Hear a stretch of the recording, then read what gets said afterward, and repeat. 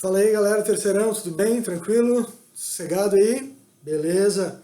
Dando continuidade à matéria, a gente agora para um pouquinho com a matemática C, já que nós fizemos duas apostilas dessa matemática, né? E vamos começar a matemática D, que trata de geometria, nesse caso, geometria plana, tá? Essa matemática D começa com números proporcionais. É um assunto que vai servir de base para a gente trabalhar toda essa frente, tá bom? Então, aula 1, números proporcionais, começa lembrando para a gente dois conceitos muito importantes que estão intimamente ligados, né? Proporção e escala. A escala, quando você vai apresentar um desenho, por exemplo, em escala, o que você faz? Você pega o tamanho real e reduz ou amplia, né, dependendo do que você quer. Por exemplo, você vai desenhar uma célula e quer estudar aquela célula. O desenho dessa célula deve ser muito maior do que ela é normalmente. Por exemplo, uma célula humana da nossa pele. Você vai desenhar ela maior do que ela é na realidade. Então você vai usar uma escala de ampliação. Já se você vai desenhar um mapa, por exemplo, você quer desenhar um mapa de Santa Catarina, né, e representá-lo. Você não pode ampliar, né? Você precisaria de quanto papel, né? de quanto material para produzir aquilo. Muito menos tamanho real, né? Então você precisa reduzir. Você vai usar uma escala de redução. Tudo bem? Sempre que o valor da escala for um número maior que 1, você está usando uma ampliação. Então, por exemplo, escala 1,5, você ampliou o desenho. Já a escala 0,5, 1 sobre 2, 1 sobre 4, 1 sobre 1000, é a escala de redução. Tá bom? Escala maior que 1, ampliação. Escala menor que 1, redução. Então você tem aí, na página 2, um exercício que fala sobre o mapa que está aí na página 1. O mapa do Brasil, né? Brasil político. E ele quer saber o seguinte. No mapa da página anterior, na legenda inferior, observamos que 2 centímetros equivalem a 640 quilômetros. Ele quer saber qual é a escala do desenho. Então, para você calcular a escala, você sempre vai fazer tamanho no desenho sobre tamanho real. Tudo bem? Se o tamanho no desenho é 2 centímetros para o tamanho real de 640 quilômetros, você vai fazer essa razão, vai simplificar essa razão. De modo que lá no final, no numerador, você tenha o elemento 1, a unidade. Tá bom? Então a escala vai ser sempre 1 para alguma coisa. Tá? 1 centímetro para tantos centímetros, 1 quilômetro para tantos quilômetros, 1 milímetro para tantos milímetros. Tudo bem? Vejam que aqui eu tenho duas unidades de medidas diferentes. Não pode, eu não consigo dividir números com unidades de medidas diferentes. Então eu vou transformar quilômetros em centímetros ou centímetros em quilômetros. Veja que para transformar centímetro para quilômetro, você teria que transformar 2 centímetros para metros, dividir por 100 e depois dividir por 1000 para chegar no quilômetro. Ou seja, lá no final você tem um número muito menor que 1. Né? Transformando tudo em centímetros é mais fácil, porque você sabe que 1 quilômetro tem 1000 metros. Então se você multiplicar 640 por 1000, você vai chegar a 640 mil metros. E 1 metro tem 100 centímetros. Então é só multiplicar esses 640 mil metros por 100 para obter a quantidade em centímetros. Chegou a centímetro sobre centímetro, é só simplificar. 2 por 2 dá 1, 64 por 2 dá 32, e aí é só escrever a sequência de zeros que você tinha aqui. Tá? Eu tinha 6 zeros, mantenho os 6 zeros, 2 e 64 simplificados ficou 1 e 32, então a escala do meu desenho é 1 para 32 milhões, que eu posso escrever também assim, ó. Essa aqui é a escala do meu desenho. Tudo bem? Proporção agora, tá? Vocês já viram com certeza isso aqui, né? E sabem muito bem como a gente resolve essa proporção. A gente lê ela assim, A está para B, assim como C está para D, tá? Se a gente seguir essa sequência aqui, tá? Você vai ter que a tua sequência começa no A e termina no D. Por isso, A e D são chamados extremos, e C e B são chamados de meios. A partir daí, nós temos que o produto dos extremos é igual ao produto dos meios. Para qualquer igualdade de frações, ou seja, para qualquer proporção, o produto desses elementos é igual. Tá? Então, A vezes D é igual a B vezes C. Além disso, quando eu tenho essa igualdade de frações, quando eu tenho essa proporção, eu posso também escrever isso,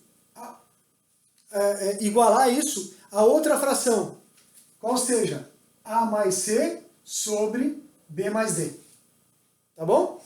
Então, quando eu tenho uma proporção, eu posso utilizar essa propriedade ou essa. Tá bom? Você tem aí na página 3 um exercício da PUC Minas que fala o seguinte: no orçamento anual de certa cidade foram empenhados R$870 mil para 2 escolas, de modo que a razão entre os valores destinados a cada uma delas fosse 3 sobre 5, 3 quintos. Com base nessas informações, pode-se afirmar que a diferença entre esses valores em valor absoluto é... Então, olha só. Se ele usou 3 para 5, ele dividiu em 3 mais 5, 8 partes. Tudo bem? Dividiu em 8 partes. Pegou 3 partes para um e 5 partes para outro. Dividiu em 8 partes iguais. Quando eu divido 880 mil por 8, eu chego a 110 mil. Então, cada parte corresponde a 110 mil. Se a escola A teve 3 partes, então ela teve 3 vezes 110 mil. E a escola B teve 5 partes, então 5 vezes 110 mil, 550 mil reais. Tudo bem? A pergunta que ele faz é: qual a diferença entre os valores 550 mil menos 330 mil dá 220 mil, que é a alternativa A. Beleza? Já volto aí com a regra de... Então, continuando, galera, nós temos aqui regra de 3, tá? Tem tudo a ver com proporção, ok? A regra de 3, ela pode ser simples ou composta, direta ou inversa. Regra de 3 simples é quando você tem duas grandezas, tá? Máquinas e funcionários, ou quilômetros asfaltados e dias, tá? Isso é a regra de 3 simples. Quando você tem mais do que duas grandezas, aí você tem uma regra de 3 composta. A regra de 3 pode ser direta ou inversa. Ela é direta quando as grandezas são diretamente proporcionais. O que são grandezas diretamente proporcionais? São aquelas que se alternam, ambas crescendo ou ambas decrescendo na mesma proporção. Como é que funciona isso? Por exemplo, quando você multiplica uma grandeza por 2, a outra também é multiplicada por 2. Ou, quando você divide uma grandeza por 6, a outra também é dividida por 6. Essas grandezas são diretamente proporcionais. Inversamente proporcionais é quando uma aumenta, a outra diminui. Na mesma proporção. Por isso, inversamente proporcionais. Ou seja, quando uma multiplica por 2, a outra divide por 2. Quando uma divide por 6, a outra multiplica por 6. Tá bom? A gente vai fazer os exercícios de sala agora, situações para resolver, e vamos ver como é que isso se aplica. Tá bom? Página 5, o exercício 3 da PUC Minas informa que um bondinho tem capacidade para 18 adultos ou 24 crianças. Então vejam, 24 crianças correspondem a 18 adultos no espaço ocupado. Se 8 crianças já estiverem no bondinho, o número máximo de adultos que ainda pode entrar lá é igual a... Então eu escrevi crianças sobre adultos. Poderia ter escrito adultos sobre criança? Pode também, tá? Crianças sobre adultos. 24 crianças correspondem a 18 adultos. Quando eu simplifico aqui por 6, fica 4 sobre 3. Tá bom? Eu poderia ter simplificado por 3 para facilitar o meu cálculo aqui, mas eu quis mostrar para vocês como simplificar para chegar à fração irredutível. Tá bom? Então, 4 crianças correspondem a 3 adultos. Ele disse que já tem 8 crianças no carro. 8 crianças correspondem a quantos adultos? Vejam, se 4 crianças correspondem a 3 adultos, 8 crianças é o dobro de 4, correspondem a 6, que é o dobro de 3 adultos. Se eu já tenho 6 adultos no carro, e o carro comporta 18 adultos, né? Porque as 8 crianças correspondem aos 6 adultos. Então, ter as 8 crianças corresponde a ter 6 adultos. Como cabem 18 adultos, se eu fizer 18 menos 6, cabem ainda no carro 12 adultos. Resposta letra B. Tudo bem? Tranquilo? Se eu tivesse simplificado por 3 aqui, 24 por 3 dá 18. Desculpa, dá 8. E 18 por 3 dá 6. Já ia chegar direto a 8 sobre 6, né? 8 crianças correspondem a 6 adultos. Tá? Ia facilitar o meu cálculo aqui para frente. No exercício 4, informa que para concluir certa obra, no chamado legado das Olimpíadas, dentro de um prazo de 48 meses, o mestre de obra solicitou a contratação de 18 pedreiros. Então, para concluir em 48 meses, ele precisava de 18 pedreiros. No entanto, a construtora responsável autorizou a contratação de 6 pedreiros a menos. Então, ao invés de 18 pedreiros, foram 6 a menos, foram 12. Considerando o número da contratação autorizada, marque a alternativa correta para o cálculo do tempo que levará para a obra ficar pronta. Então vamos lá. Você tem duas grandezas, tá? Regra de 3 simples. Pedreiros e meses. 18 pedreiros levariam 48 meses. Foram 6 a menos, ou seja, foram 12. Quanto tempo vai levar? X. Ok? Depois que você montou a tua regra de 3, você vai verificar se ela é uma regra de 3 direta ou inversa. Direta, lembra, quando as duas crescem ou as duas decrescem. As duas setinhas para cima ou as duas setinhas para baixo. Inversa, quando elas estão invertidas. Uma setinha para cima, outra para baixo, ou uma para baixo e outra para cima. Tá bom? O que acontece aqui? Como é que você vai verificar? Você vai perguntar sempre para o X. Tá? Sempre para o X. E você pode criar um padrão. Sempre perguntar para mais, ou sempre perguntar para menos, ou também. Você pode fazer perguntando aleatoriamente, só tem que tomar cuidado. Se você pergunta para mais, coloca a flechinha para cima. Se você pergunta para menos, coloca a flechinha para baixo. Tá bom? Então eu vou perguntar o seguinte, ó. Se eu tiver menos meses, um prazo menor, tá? Para reduzir o prazo da entrega, eu preciso de mais ou menos pedreiros? Mais pedreiros. Tá? Então, reduzindo o prazo, eu preciso de mais gente. Ou,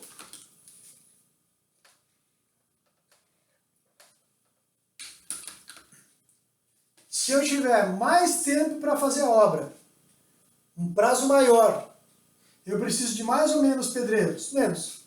Se eu tenho mais tempo, eu posso contratar menos gente para trabalhar para mim, certo?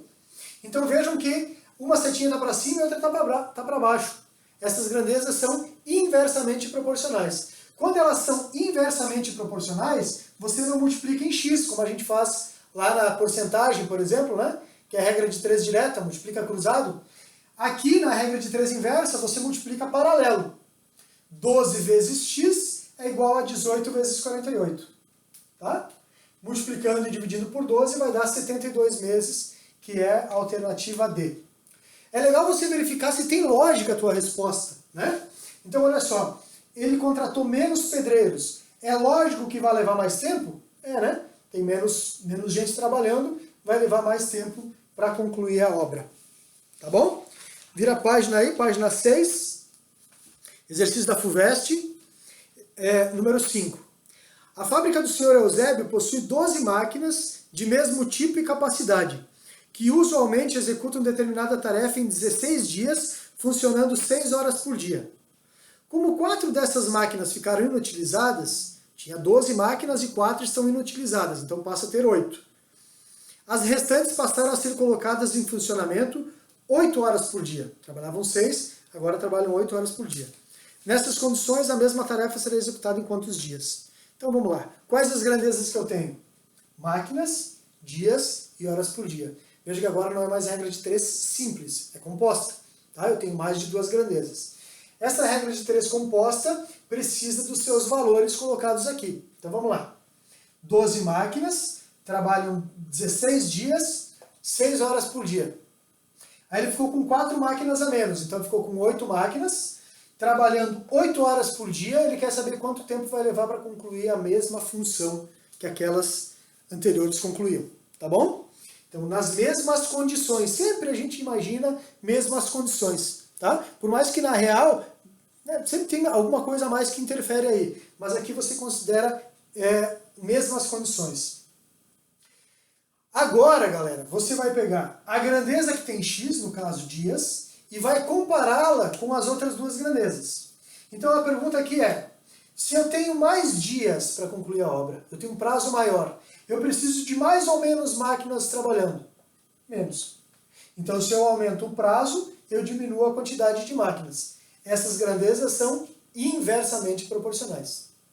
Agora aqui, se eu tenho mais tempo para entregar a obra, eu preciso trabalhar mais ou menos horas por dia? Se eu tenho mais tempo, eu preciso de menos horas por dia, né? Então também são grandezas inversamente proporcionais, tá bom? Então vejam, se elas são inversamente proporcionais, você multiplica paralelo, ok? Então fica x vezes 8 vezes 8, 16 vezes 6 vezes 12. X vezes 8 vezes 8 igual 16 vezes 6 vezes 12.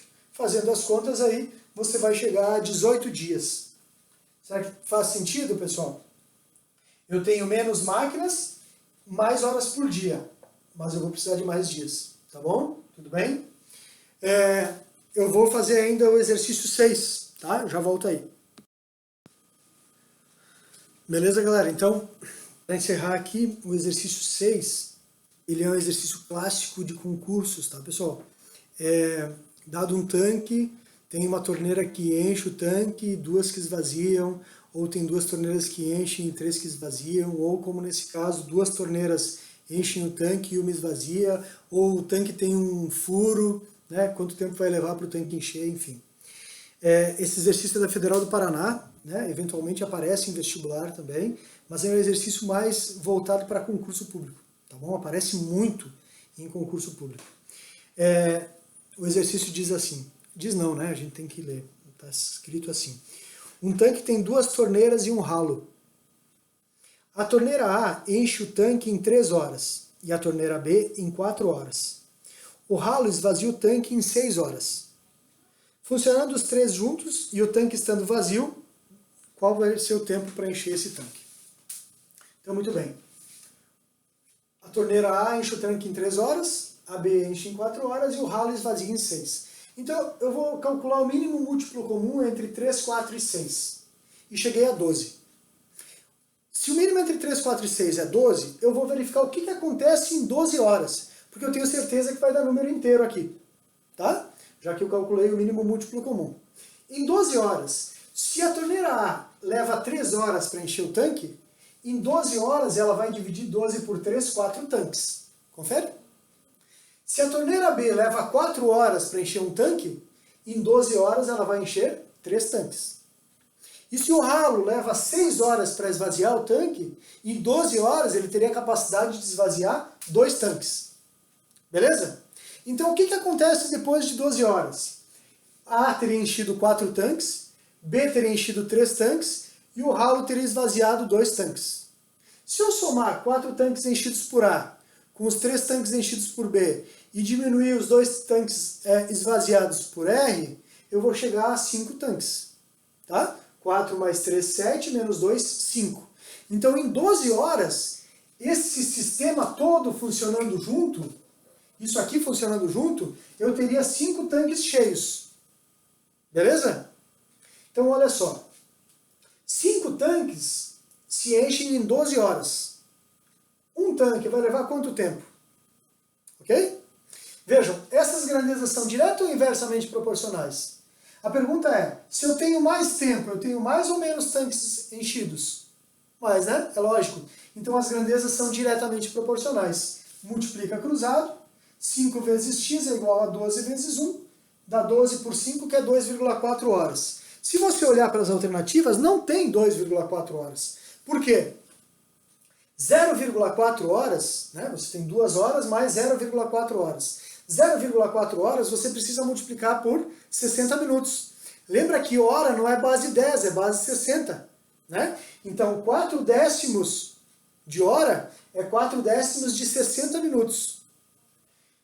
2 horas mais 0,4 vezes 60, que dá 24 minutos, 2 horas e 24 minutos. Alternativa B. Resposta à letra B. Tá bom? 2 horas e 24 minutos. Esse exercício tem um macetezinho, um jeito mais prático de resolver. Tá? Eu vou mostrar aqui nesse quadro, que eu já deixei aqui propositadamente para isso. Tá? A regrinha é o seguinte. Aquilo que está enchendo é positivo, o que está esvaziando é negativo. Aí você coloca uma letra qualquer, proporcional a cada uma desses valores que você tem aqui. Tá? Por que menos x sobre 6? Porque aqui esvazia. Tá? Enche positivo, esvazia negativo. Quando você junta tudo isso aqui, vai dar um tanque inteiro, um tanque cheio, certo? E aí eu vou calcular o mínimo múltiplo comum.